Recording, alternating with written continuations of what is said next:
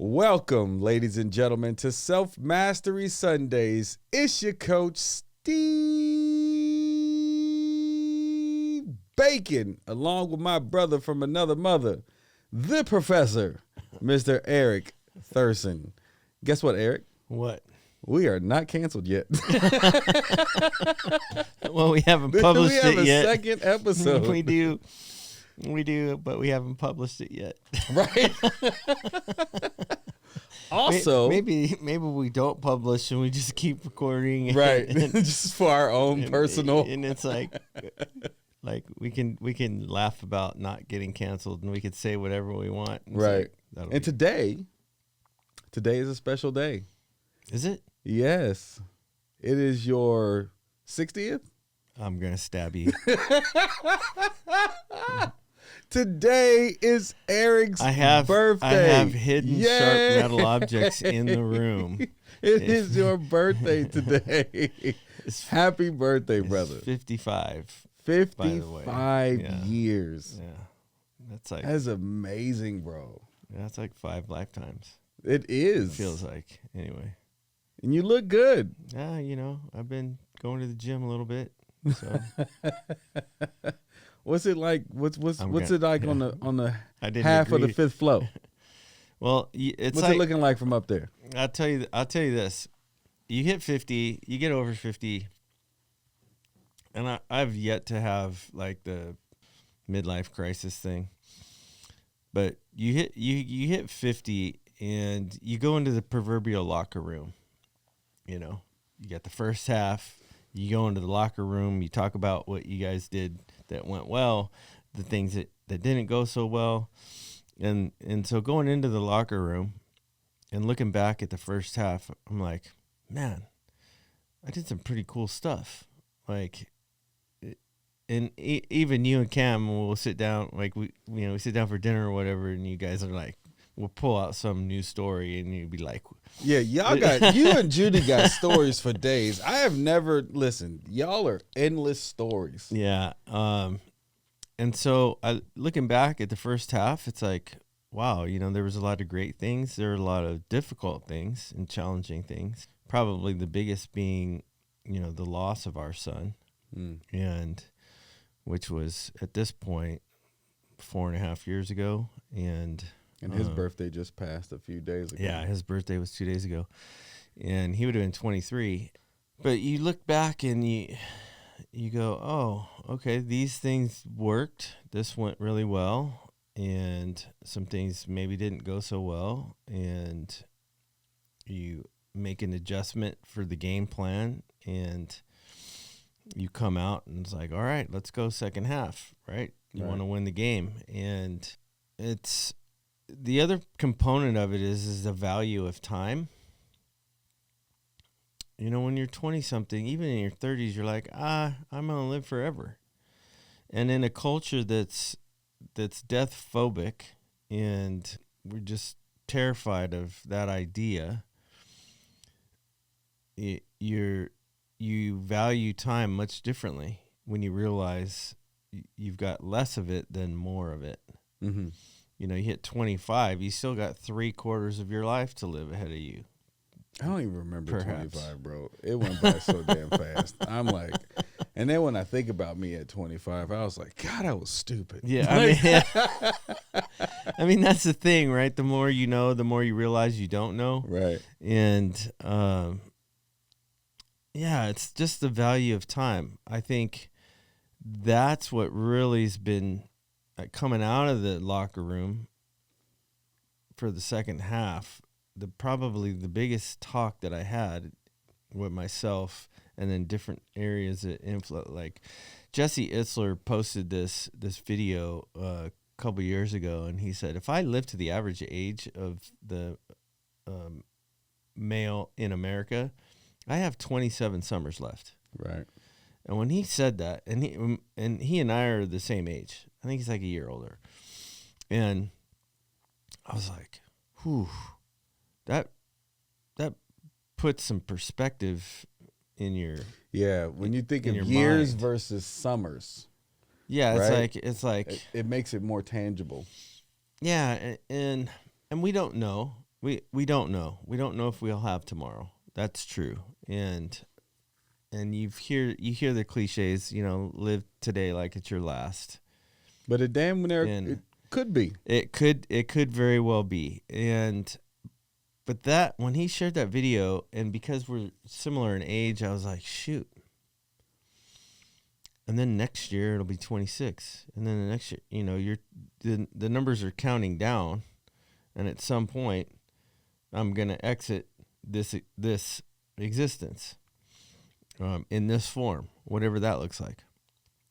And I'm not terrified of that. I've had the perspective of death like being born.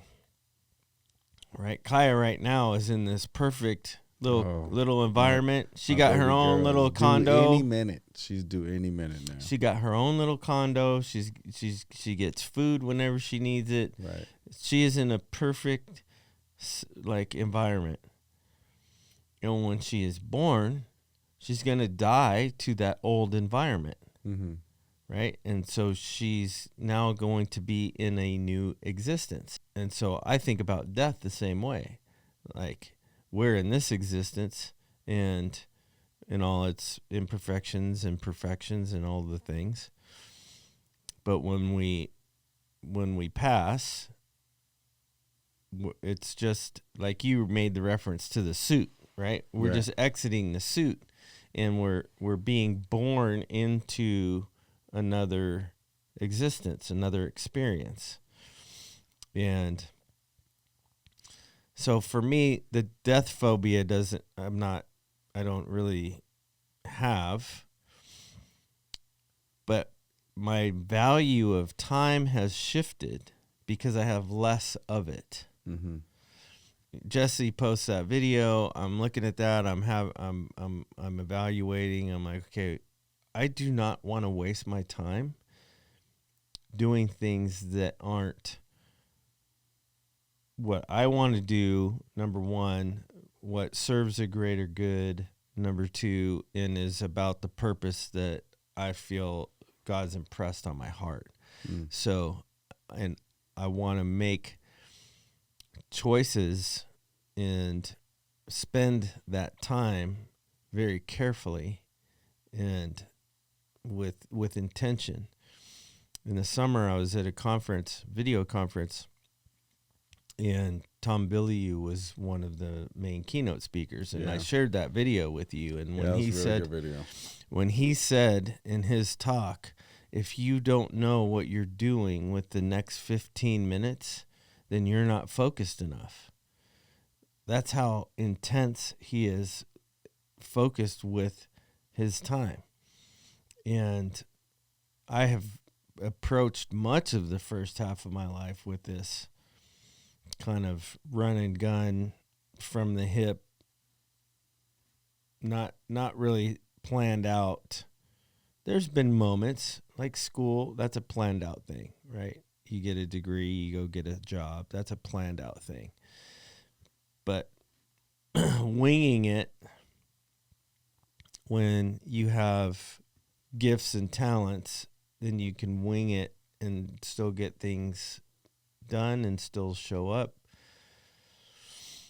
has been the key characteristic of the first half. And the second half, I will not be winging it just because I value time too much or more than I did.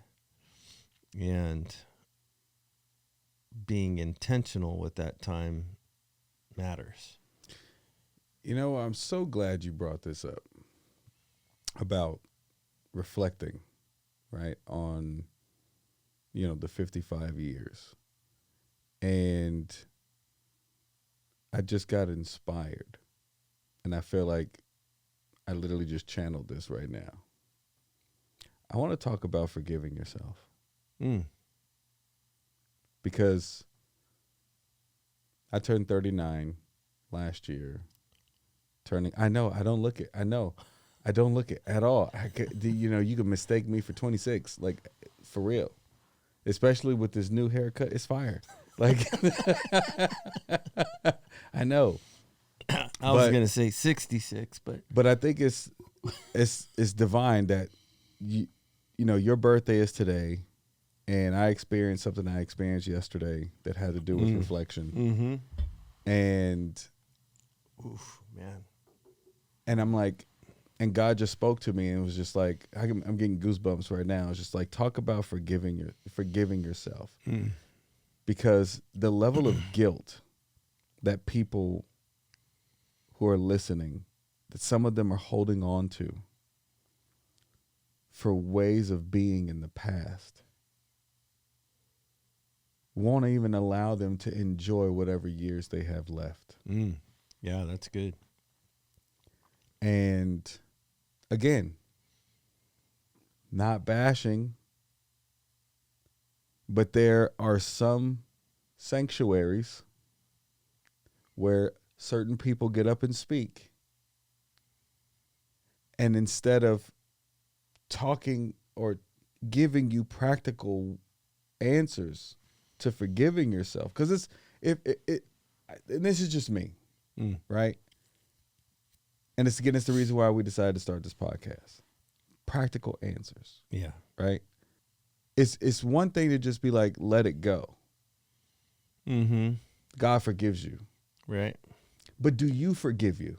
Right. It's one thing for God to forgive me. Perfect. But do I forgive me? Because that's really what the emotion that I'm living with every day. Yeah, and if you don't forgive you, then you're not going to be forgiving others around you. Not at all. Because Right. How could you forgive anybody else when you don't even forgive yourself? You don't even know what that takes. Right. Right. You don't truly know what forgiveness takes. And so last night, we're preparing for the event. Yeah. On the 27th. And we started talking about my 10 minutes and how deep. Like, okay. Throw a slide up, carry on. Right. Yeah. So after we got off the Zoom, me and Matt, who's going to be helping me with this performance, he's a method actor. And he starts asking me some really deep questions about when I tried to commit suicide. And how old were you when that happened? I was 18, fresh 18. Wow. Yeah. Right? And he was like asking me about the mental state that I was in. And I was like, imagine being 18 and tired. Yeah. Like tired at 18. Yeah. Like there's no more resilience. Mm-hmm. Right? Which is very strange because, when you're 18, typically, and maybe this day and age is different, but, with all the things. But typically when you're 18, you're idealistic, you got energy, you want to change the world. Like, it's like, let's go. Right. And so to be tired at 18, even just in that's something else. It was. And I was sharing with him how abusive physically, mentally, and emotionally I was to my first wife. And he said, what got you to that state? Right? Mm-hmm. And I said, I could not handle losing one more person that I loved. I had experienced so much loss up until that point. And I told him, I said, and I remember it was when my grandmother passed, and she was like the glue holding me together. When she passed, I completely unraveled. And I'll never forget sitting with this girl. We're on base in Wichita Falls, Texas, and we're sitting outside. And I literally said this to her. I said, I felt like it was okay. My grandma felt it was okay to pass because she knew I had found you. And when I think of that now, from the 39th floor back down to the 18th floor. Mm-hmm. Matter of fact, I think that was even 17 Wow. when I said that. The amount of pressure, I literally just transferred all of my self-worth to her. And I have done some unspeakable things Yeah. to people in my early years. Well, and Right? there's been some unspeakable things that were done to you. True, absolutely. As a young child coming up. But for me, that's two levels of forgiveness. Yeah. That's one, forgiving others. Yeah. But then I had to turn around and figure out how to forgive myself Right. for the shit that I did to other people. You know, Right. hurt people hurt people. Right. And that's easy to say. But I really want to get into, especially for those that are listening, who, and you know, because a lot of people who came to Christ and you know, turn their lives around, there's some shit they don't want to tell anybody else. Right. There's some shit they don't even want to think about Right. that they've done. And I really want to give some practical wisdom on how do you get to a level of self-forgiveness where you can bless it and thank it and then let it go so peace can fill your heart. Well, and I think it would be good too to talk about forgiving others. Mm-hmm. In addition to yourself. I think that is a step to forgiving yourself, right? To be able to forgive the trespasses of other people against you when you were young and innocent and vulnerable and didn't have the strength, the understanding, the ability to protect yourself. And I think that's step one. I mean, it could be either or, right? It doesn't. Two things can be true at the same time. For someone's journey, forgiving themselves might be step one. For me, in my journey, like I was abused sexually by another family member when I was 7, 8 years old. Yeah. And really naive, just didn't really understand what was happening. And you know, it didn't feel right, obviously. And then it really tweaked my understanding of sexuality and what that's supposed to be in a healthy way, and it led to behaviors in my teenage years that were, I'm like, oh, I don't want some people thinking I'm a certain way if they knew about this thing. I didn't want to feel a certain way, so I aggressively pursued impure relationships with girls that, I mean, some of it was probably just curiosity. Some of it was like I had a perspective. I had a dialogue. I had a story going on in my mind. What was that story? Well, the story was that was, this is, you know, I'm not homosexual, but this was like a homosexual experience, and now you got to remember, this is during the late 70s, early 80s, and Sex revolution back then.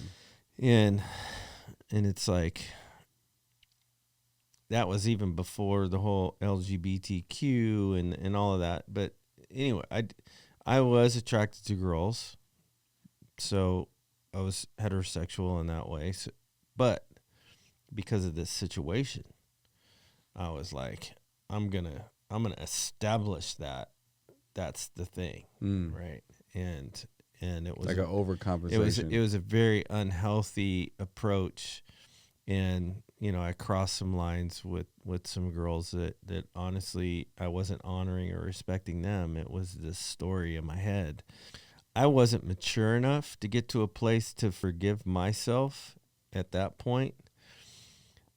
Even into my 20s, when, I found a relationship with God and started pursuing that, I learned how to forgive this person and truly forgive them, because I understood the concept of God's forgiveness, and I understood the concept of forgiving. It took me a minute. Like there was some bitterness there. But for me in my journey, I learned how to forgive others first before I was able to get to a place where I could forgive myself. That was a deeper step. Yeah.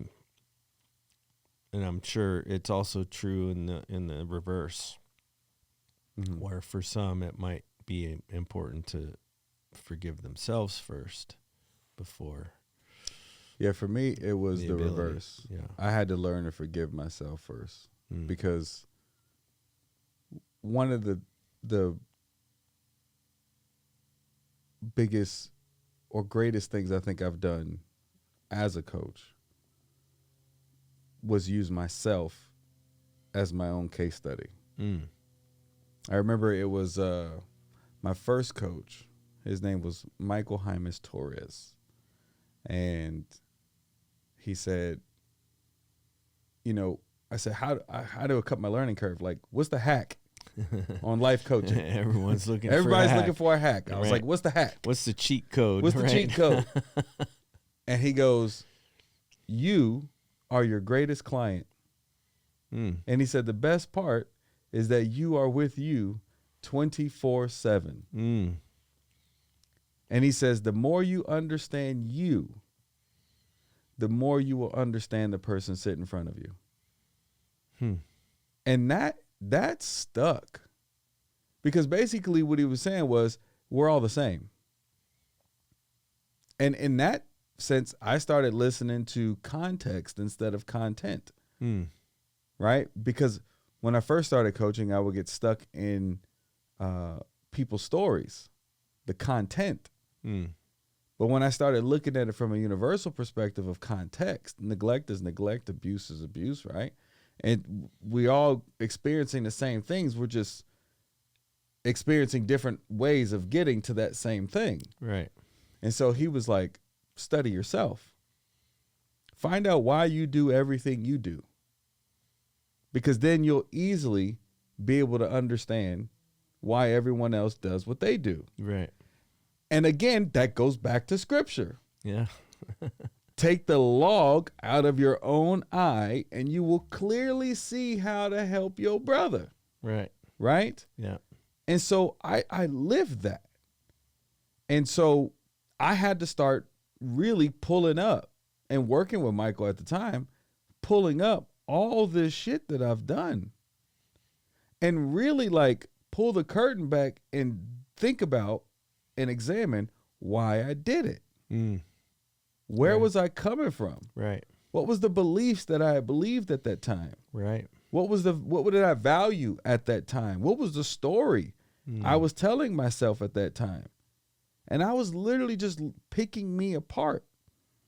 And when I think about, and again, I don't condone, so I don't want anybody to think that I'm condoning any of my behavior from when I was younger. For sure. At all. Right.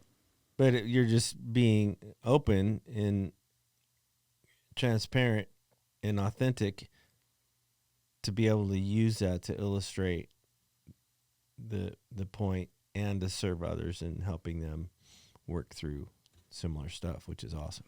Yeah. I appreciate that. Yeah. I was too molested when I was younger. And so there was a sense of wanting to be in control. Right. Of not wanting to be vulnerable to anybody else. Right. That was going on during that time. Right. Then there was when my father showed up out of nowhere and took me to live with him. Right. Then there was a sense of betrayal that I had felt at that time.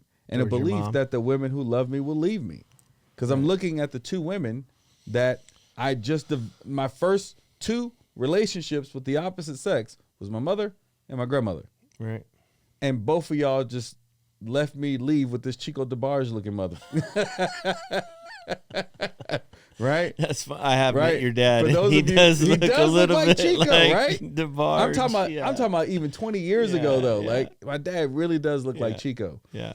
And for those of you that are super young, just Google Chico DeBarge, and then that's what my daddy looked like. That's right. So, That's funny. but I felt a sense of betrayal, right? And one of the things I explain to my clients is when you feel that level of emotion, especially trauma, your mind takes a snapshot of whatever caused that. Mm-hmm. And then creates a strategy to never feel that again. So one of the main questions I ask clients when they're sitting in front of me is, what is the emotion that you avoid at all costs? Right. Not the one you just don't like, but the one that will shut you the fuck down. Yeah. And so you can spot it coming a mile away, and you do whatever is necessary to not put yourself in that position. And so there's all these dynamics. And then there's the abusive relationship with me and my father. Now, granted, in retrospect, his intentions were pure, but his delivery was shitty. So I'm still working with all of that. And so when I really started to pick apart that child and what was all the input, right? 85% of what we believe, we decide by the time we're 14. That's why you can't tell teenagers shit. Right. They like, I know the world. I know exactly how I need to be.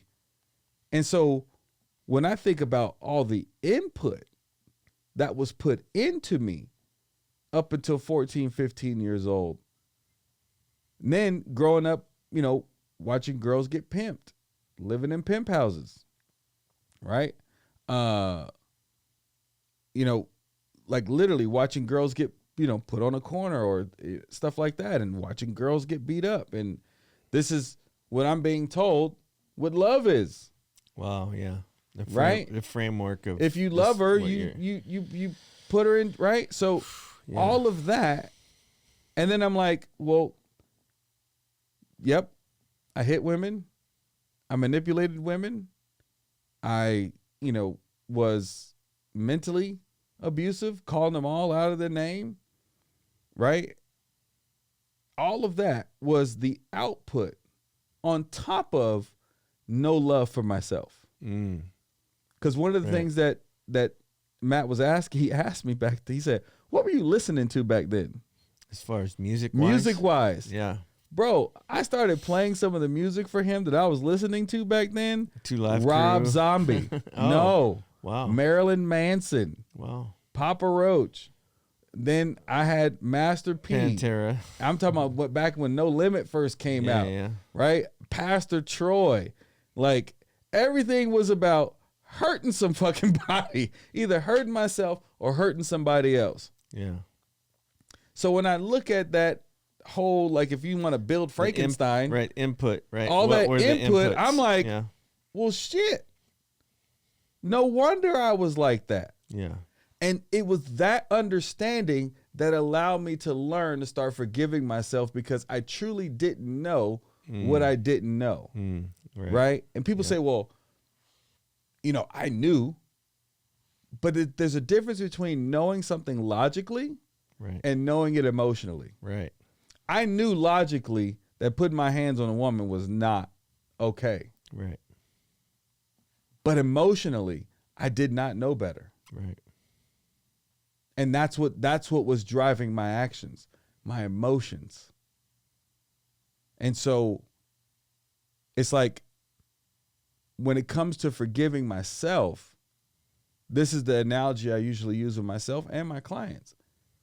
Imagine getting mad at your child for getting the answers wrong on a test and failing at a test he didn't even know he was supposed to be taking, at a class he didn't even know he was supposed to be in, at a university he didn't even know existed. Yeah. Like that's truly what I didn't know looks like. Right.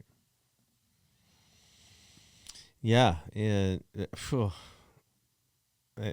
my mom said this to me before she passed, and she said, I can't remember the context. I think there were some friends over, we're having dinner with another couple in the house or whatever, and she was sharing about me, and it might have even been a birthday thing. I don't even remember exactly the details. All I remember is that she said, you are truly self-made. And what I interpreted that to mean was, and you're like, okay, you hear these things, or you hear people share something about you, and then you internalize it, and then you determine what that means. Or you're telling yourself a story about what that means. And what I believe, because I didn't ask her to unpack that. I just said, and let it kind of be.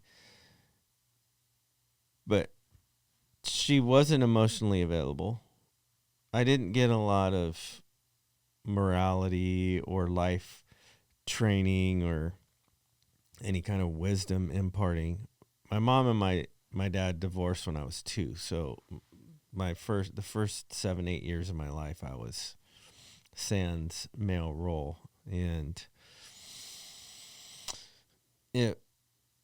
when she said that, now I'm 40 something when she says this, and I'm kind of feeling good about myself. I'm like, yeah, I'm self-made. Like, I've figured it out. Like, I've done pretty well for myself and with the family and stuff of that effect. This is before Jacob passing and all that. The kids were younger, early teens, starting to come into their teens. And as I thought about that more, I'm like, that she's feeling proud of how I turned out. B, she's condemning herself for not really being there. I mean, for a parent to tell a kid they're self-made is a confession of not being there. Yeah. That's a confession of not being involved. That's a confession of, I didn't know what to do, so I didn't do anything. Right. And it's not like she didn't do anything.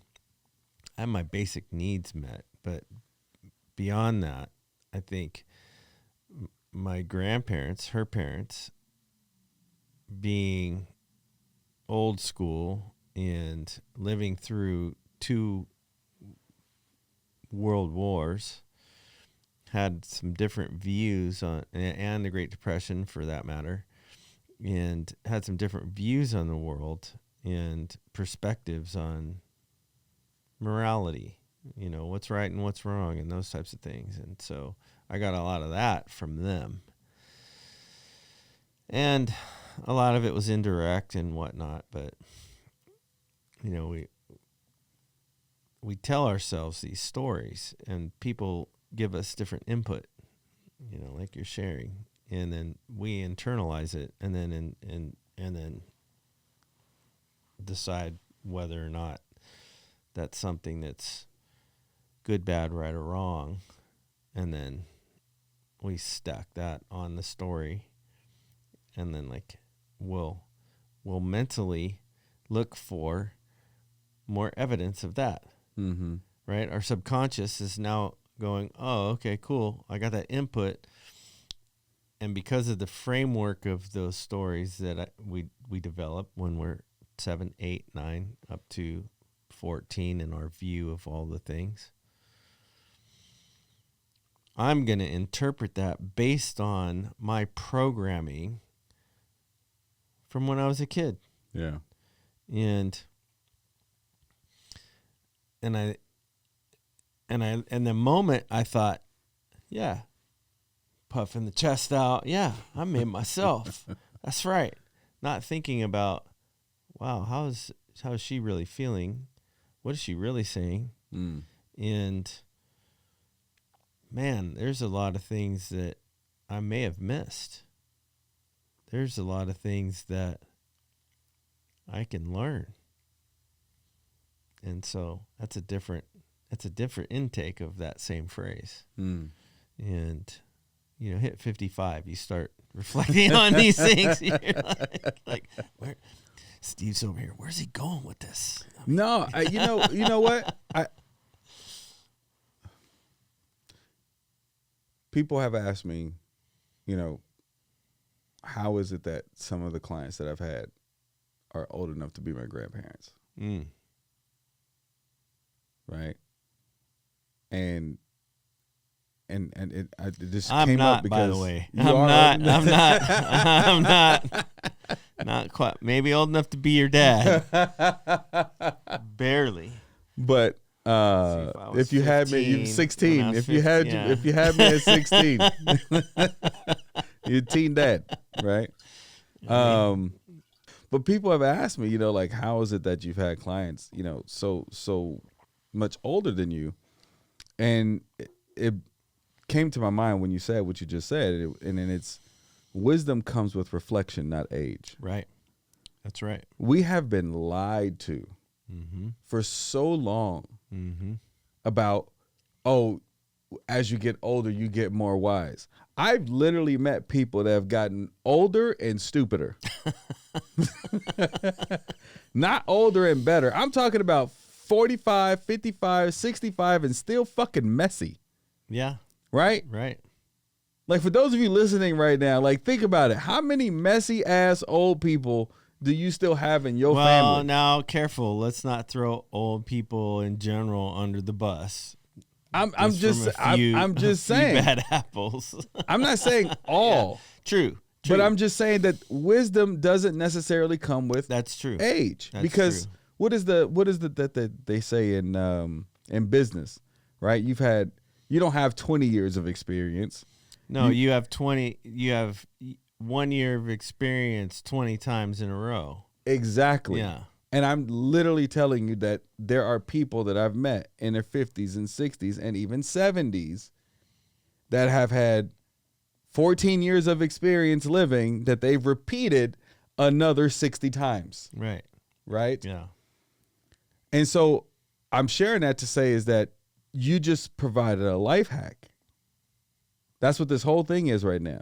You said at 55, you start to reflect on these things. Well, what if you're 25 and you start to reflect? Right. What if you're 30 and you begin to reflect on all 30 of your years? What if you're 35 and you begin to reflect on all 35 of your years? That is where the true gems and wisdom comes from. Right. But it's also in those reflections, that you begin to learn to forgive yourself. When you're willing to recognize that you are not your behavior, that your behavior is huge. A reflection of the input, right? Your brain is a freaking computer, right? And 95% of the day is on autopilot. Mm-hmm. So you're not even consciously making decisions, but about 5% of your whole day. Right. Everything else is automatic responses from all the input. And the story that you frame from that input. And the story you frame from that input, which is the reason why I always tell people there's nothing wrong with you other than the fact you believe something's wrong with you. Right. Which I love that phrase, by the way. And I think that the thing is that you can have those hacks. You can have that at an earlier age, but you have to have two things. You have to have curiosity, right? Be curious when you're feeling some sort of way. Be curious when someone says something and it puts you on tilt. Be curious, and that curiosity will then provide space to explore. Like, well, if I'm curious, I'm going to explore, well, why am I feeling some sort of way? Why am I feeling that, like, so-and-so said something, and I'm, like, all bent out of shape? Why am I allowing that to tweak me? Where's that tweaking coming from? And then the second component is understanding, and you share this often, is understanding that computer system, Mm-hmm. understanding that there is a subconscious, Right. that our conscious minds are using 10% of our brain, some say even less, but there is a subconscious in that programming, those stories that we're telling, Right. the beliefs that we're installing. And if we understand that, and we understand there's a system that's in place, and from the basic sense of fight or flight and, preservation, et cetera, you understand those two things, you're curious, and you understand that there's a subconscious system that's running in the background that's programming your behavior and your beliefs and all of those things, and they're all working together, then you can get to a place of forgiveness at a much younger age. Or get to a speed of forgiveness. Yeah. There's a story, and I'll let my wife share it, and she's shared it with you, so it's not a surprise. But she was trespassed against, Mm-hmm. and without giving too many details, literally in real time, immediately following the trespass, she was able to forgive. Yeah. Boy, I can't wait to bring her on. And so I hope she shares that story. The speed of forgiveness is also commensurate of understanding those two things. Yeah. Having that curiosity, understanding there's a system subconsciously that's running in the background. And once you understand that and get curious, then you can find forgiveness. You can find forgiveness of yourself. You can find forgiveness of others. You can reprogram that system. There's a couple things I want to point out that you just brilliantly explained. One, about the looking at self or slowing down, right? So I was looking up one day when we were talking about self-mastery, and I found this diagram that basically was a pyramid of self-mastery. Mm-hmm. And it says level 1 is self-awareness. Awareness. Yes. Just awareness. Awareness. If you're not even willing to be aware of what you do, because some people don't like to be told about themselves. Right. At all. Right? It is always in constant denial. Or judgment. Yeah. Right? So number 1 is self-awareness. But when you are aware of what you're doing, then level 2 is self-exploration. Mm-hmm. Then we get into the curiosity. That's the curiosity. Right? Yeah. And then level 3 being self-discovery. So basically you go from this is what I do. Let me figure out why I actually do it. Right. And then you start going fact finding. Right. That's self-discovery. And that curiosity bridge is what takes you from level 1 to level 3. Exactly. Which then goes to level 4, self-understanding. Why did I do it? Yeah. And recognize there is a reason for everything. Right? Which level 5, here's where the forgiveness comes in. Self-love. Right. Okay, so here's something that really I've been talking about for a long time when I've studied the scriptures and the golden rule. So you said self-love, so this is where this is coming from. The golden rule, even people that aren't religious have heard this, and they're aware of it. They know it. Love God and love others as yourself. Mm-hmm.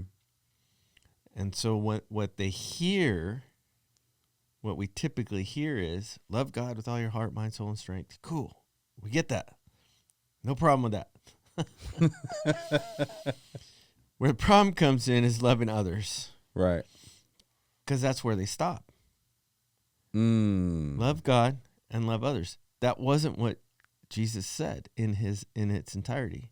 It was love God and love others as yourself. Yeah, just cut that whole part out. as yourself is critical because you can't love others more than you love you. if you don't love yourself. Yeah.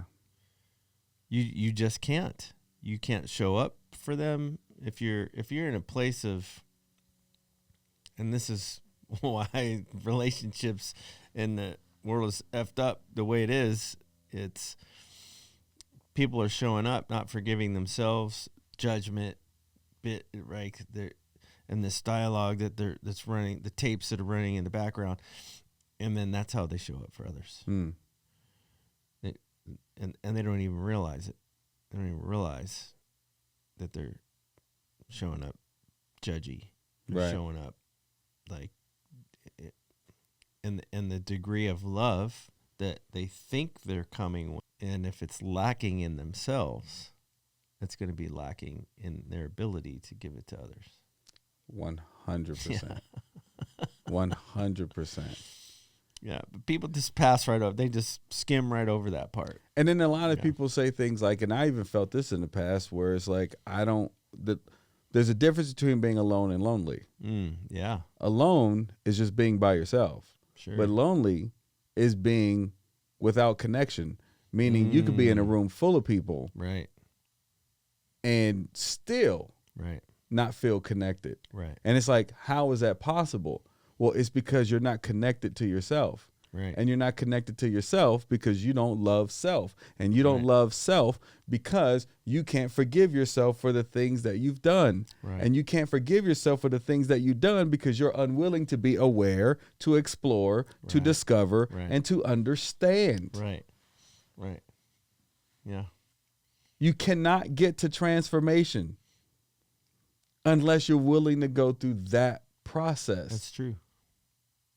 And so then I went and looked up forgiveness, or to forgive. It was level 5 like the top No. of the there's level some more 6, levels. Level So- 6 was self-transformation. Mm-hmm. And then level 7 is self-mastery. Wow. Yeah. Right? And so that's what we were saying. Wisdom comes with reflection. Right. When you're willing to go through all of decisions you've ever made as to, okay, I made this decision. I'm curious. Why did I make that decision? What was that? What was happening during that time? Or why did it take me so long to make that decision? Right. Right? Speed. It takes a split second to make a decision. right. What takes forever is the willingness to make that decision.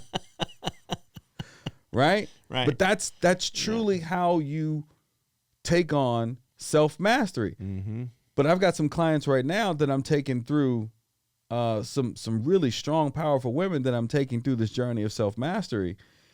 And they're like, Steve, this ain't for the weak. No. Because when you start asking for shit to be shown to you, Mm-hmm. some of them are experiencing full body shutdowns. Yeah. I've been in the bed for 2 weeks. Wow. Why? Because everything is now starting to come up. You asked for it. Right. So you also have to be careful. Right. Yeah. Now, here's a hack, though, for those of you who are into manifesting, Mm-hmm. right? Self-forgiveness is the key to manifesting. Mm. And forgiveness of others Right. is the key to manifesting. There's a whole Right. scripture that one of my former clients sent to me about this. And I got to find it, and I'll maybe bring it on the next episode. But I just looked up the definition of forgive, and it says, stop feeling angry or resentful toward someone or an offense, flaw, or mistake. Mm. Now, why is this the key to manifesting? Because manifesting is about frequency. Right. Right. So if you walking around with an angry heart, if you walking around with a resentful heart, That's what you're going to attract. then that's the Yeah. frequency that you're Yeah. in. And That's you right. wonder why you can't manifest the things you truly desire in life. It's Right. because you're walking around Right. pissed off and angry at everything. Right. So really, forgiveness of others and forgiveness of self is the best thing you could ever do. Right. Letting that shit go is for selfish reasons. Yeah, I mean, yes. Yeah, yes, and I mean, there's a study that I came across in the last week or so, where scientifically they put people in this Faraday box, And the Faraday box basically is Time out. What is a Faraday box? I'm telling you. Oh. I was getting You be to dropping that. these college words, bro. You went to college. I didn't. I'm telling. I went to lots of colleges, actually. I did a trimester of college. I tried a semester. Yeah, I was that's like, funny. that's not for me. Funny. Dude, I was counting the other day. I was counting the number of schools I went to, colleges I went to, that I actually went to and took class from, and I was like, okay, it was before I actually got to my first university. So that's 5. Then I went back to, so my undergrad at Cal State Fullerton, and then UCLA, UC Santa Barbara, and then Berklee College of Music. So I think. What was you looking for? I mean, what were you searching for? I mean, it just, I like learning. It's an addiction. Learning is an addiction. Anyway, back to the Faraday box. So Faraday box is basically this device or this container where they would put people in, and it blocks out any kind of electrical impulse, signal, Wi-Fi, infrared, microwaves. It's basically void of any kind of energy and frequency transference from the outside. So the environment is free of all those kind of waves and vibrations, et cetera, et cetera, the things that we can't see that exist. And they would measure the energy that was coming out of the person that was in the box. Whoa. And so... because their energy couldn't escape. That's right. Whoa. And so here's what they learned. You're not going to put me in a box, bro. I'm just letting you know right now. Here's what they learned is that they could accurately determine what the person was feeling, whether it was sad or angry or they were feeling happy or joy or any of this full scope of emotion, based on what vibration, like what frequency of energy that they were measuring coming out of the person. Wow. So science has proven, a lot of times people start talking about vibration and vibrational energy like you were sharing, and then there's a whole group of people that are rolling their eyes going, oh, here we go with the woo-woo stuff. No, but it all connects. It isn't woo-woo if science has proven that that's a thing. Right.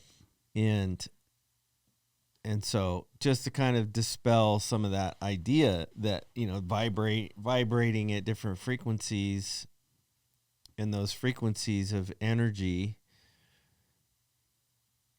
will attract the things that where we're vibrating, right? And it's a low level. We're bitter, we're angry, we're resentful, we're not forgiving at low level, and that's where we'll live. And so it's taking the step. Here's another interesting part of the study, that they took it a step further and wanted to see if you could jump from a low level to a higher level and skip levels. You can't. You have to go through the next layer, the next level of frequency. It's like turning the dial on a radio. Wow. You can't. Well, nowadays it's digital and you just plug it in and you skip to it. But back in the old day when you was a kid, when I was a kid, you turned the before dial. Frequency. No, the frequency was still there, but you turned the dial and then you had to move through all the frequencies to get where you wanted to go. And that's, I don't know what the scientific law is about moving through those to attain a higher, a joyful level or happy or whatever the emotion, whatever that vibration is. But I thought that was really interesting. I know the hack. Forgiveness. Yeah, exactly. Exactly. That's where because it starts. the highest vibrating level, yeah. The highest vibration is love and gratitude. Actually, Hang on. This was another part of that study. What do you think was the greatest, because you just said it, what do you think was the greatest level of frequency vibration? Gratitude. No. I give you another guess. Love. Okay, love is usually the answer. Right. Right. Love is usually the answer, that it's the highest degree of vibration for that in that example. The actual highest level is 4 times greater than love. What do you think it is? I just gave you the 2 answers I had. I know, I'm asking you for another one. Like, it's 4 times greater than love. Like, what? Like, oh, wait, what? This blew my mind. I don't even know if this was peace. Nope, peace wasn't it. Authenticity. Word? That's what I was saying. I'm like, wait, what? And Run that back. so authenticity, and I didn't even like authenticity to me, like, wait a minute, that's not even an emotion. And authenticity is 4 times greater vibrationally in this study than love was, because when you get to an authentic level, all the things are aligned, right? Like, you can be in love. That makes sense. You can be in love and still be holding on to some things. Yeah. Where in authenticity is 4 times greater, because all the things are in alignment, right? The forgiveness. You're 100% believe in that thing. And how you're communicating and how you're showing up is all 100% in alignment. And that is the highest degree of what they measured as far as vibrational energy. Okay. You just blew my mind. I know, my mind was And we blown, got to too. wrap up. My mind's And still we got to blown. wrap up. But it's interesting studying science and scripture, because most people, what they do is they separate right, the two. Right. And They demonize it one is or the my other, wholehearted belief that is until you understand both, you'll never get a real full picture of what's possible with scripture. That's just my personal belief. People can believe whatever they want to believe. Yeah. But it was my study of science and quantum physics and frequencies and things like that. And then I go back and read the New Testament, and I'm listening to what Jesus is saying, and I'm like, yo, this dude is talking about frequency right now. Right? It's like, yep. And one of my, again, favorite books, I'm going to keep referencing it because I really think people should go listen to it, at least, bite the apple, spit out the seeds, but Conversations with God. It's one of my favorite books. Yeah, it's good. And one of the things that is talked about in that book is all prayers are answered. We can say some people don't like the answer. Yeah. Is it that you It's just either don't yes, like the no, answer or not because right now? Well, and a lot of it has to do with not the words that are coming out of your mouth and what you're asking for, but the belief system and the vibration that you are in. Right. That alignment is what you are actually asking for. And that's what being double-minded is all about. What's coming out of your mouth and what's happening in your body being 2 completely separate things. Right. But we don't have time to get into that for this episode. Y'all are going to have to tune in for another episode. Yeah. Because before we get canceled. Right? If we already haven't gotten canceled yet. But the advertisers left, the network's calling. We're like, shoot, man. But at the end of the day, the message that I want to leave with folks from this particular episode is self-forgiveness and forgiveness of others is the greatest gift you could ever give to yourself. Oh, for sure. And you don't need other people. The people who hurt you, you don't need them there for you to forgive them. Nope. And you're not forgiving them for them. You're forgiving them for you. Mm-hmm. Right? And for those of you that are listening and into frequencies and manifesting, you're forgiving them for you so you don't fuck with your frequency. Right. So you can have a clearer channel. So you can have a much clearer channel. Right? If you need another reason to forgive other than internal peace, to not fuck with your frequency. Right? And to not get in the way of your prayers when you are asking the Father for blessings, because it's really hard to pour loving blessings into broken cup. a broken. Yeah, exactly. Right. And yeah, Exactly. it'll But be a mess. anything you want to leave with our folks before we sign off? I mean, it's cliche, but the whole idea of forgiveness is it is for yourself. It's not for the other person. Yeah. And not for holding on to the bitterness or holding on to the grudge or holding on to like, oh, I'm not gonna forgive that person. That's like, it's like drinking a poison, wanting the other person to die. Right. And it just doesn't make sense. No. And that example's been shared ad nauseum. Again, it's another cliche, but it's true, you know. And I think if you want to really take the first step in self mastery, get curious, understand that holding on to these things is dragging you down, not them. And when you let go of it, you can start to level up. You can start to rise. You can learn. You can have the things that you truly want to have if you're willing to do the difficult work that you've been avoiding. Right. So, man, just one last thing I thought about as you're saying it is, it's not holding on to the emotion and the anger and the resentfulness that protects you from it happening to you again. Mm-hmm. It's the wisdom that you collect from the awareness, from the exploration, from the discovery, from the understanding, from the self-love, that transformation, that wisdom is what protects you, not the emotions you're holding on to. Right. Thank y'all for being with us for another episode. We are not canceled yet, so hopefully we will see y'all again for another episode. We'll see when we push publish. Right. We'll see what happens. This has been a fun conversation. Yeah. I love you, brother. Happy birthday. Yeah, thank you. And to many, many more. Hit the subscribe button and hit the bell notification so you'll be notified anytime we drop a new episode. Much love to you. We out.